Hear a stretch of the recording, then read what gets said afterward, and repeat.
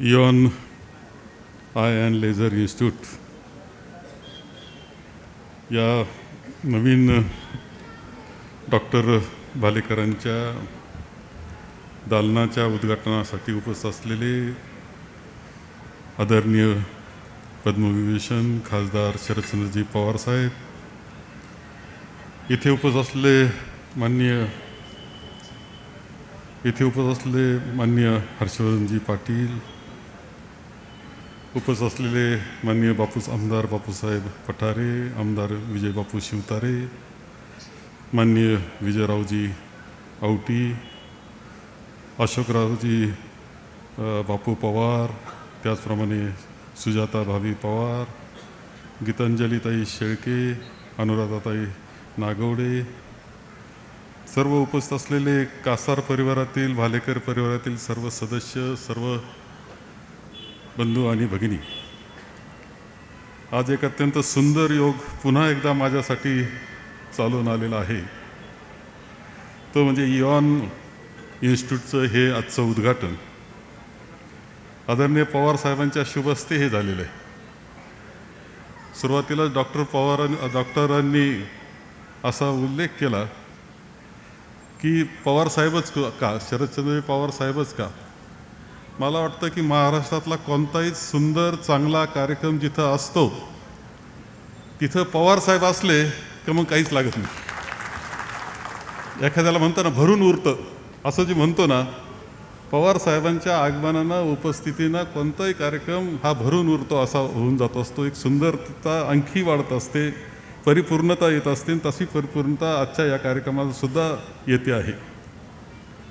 खरं म्हणजे डॉक्टर भालेकर हे संगमनेरचे जावई, आमच्या विवेक कासारांचे जावई, आमचे सोनलताई, त्यांची विवेक कासारांची कन्या डॉक्टर भालेकरांना दिली. आता हा माझा तिसरा कार्यक्रम आहे की डॉक्टर भालेकरांचा करणारा, स्वप्नील भालेकरांचा. पहिल्या उद्घाटनाला सुद्धा मी होतो. त्यावेळेस विवेक कासारांनी सांगितलं की जावयाच्या हॉस्पिटलचं, दवाखान्याचं उद्घाटन आहे, मुलीचं उद्घाटन आहे, तुम्ही आलं पाहिजे. विवेक कासार म्हणले आमचे कार्यकर्ते, त्यावेळेस ते उपनगराध्यक्ष होते, परत आता मुलगा नगरसेवक आहे. आता कार्यकर्त्याचं घर आहे, जावयाचा कार्यक्रम आहे, कोण नाही म्हणाल.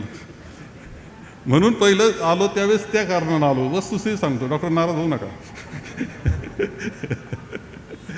आणि कार्यक्रम झाला, सुंदर कार्यक्रम झाला.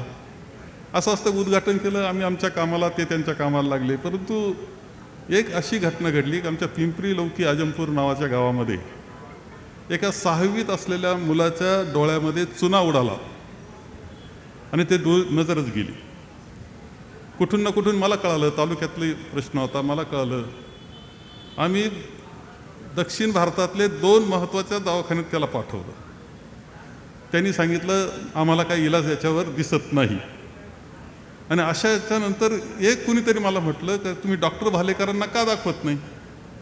जिथं मोठमोठाले दक्षिण भारतातले प्रसिद्ध ठिकाणी जाऊन आल्यानंतर तिथं उपाय नाही म्हटल्यानंतर डॉक्टर भालेकर काय करणार असं मला वाटून गेलं. परंतु म्हणलं आता म्हटले तर चला शिरूरला पाठवा. तो 6वीतला मुलगा शिरूरला पाठवला. आणि असं लक्षात आलं की 2-3 महिन्यानंतर मला समजलं की मुलाला आता बरं दिसायला लागलं आहे, पालक अत्यंत खुश आहेत. असं म्हटल्यानंतर त्याच वेळेस डॉक्टरांच्या नवीन उद्घाटन होतं, नवीन हॉस्पिटलचं. आदरणीय पवार साहेबांना सुद्धा तेच निमंत्रण होतं, पवार साहेब येऊ शकले नाही. परंतु त्यावेळेस विवेक कासारला सांगितलं, विवेक कासारजी तुमच्यामुळं तर येतोयच, मी येतोय कार्यक्रमाला, पण त्यामध्ये आणखी डॉक्टर भालेकरांकरता सुद्धा येतोय. आणि खरं सांगतो, इतका सुंदर कार्यक्रम, इतका मोठा कार्यक्रम तो झाला, भव्य कार्यक्रम झाला. खरं सांगतो, अगदी देखणा कार्यक्रम तो झाला.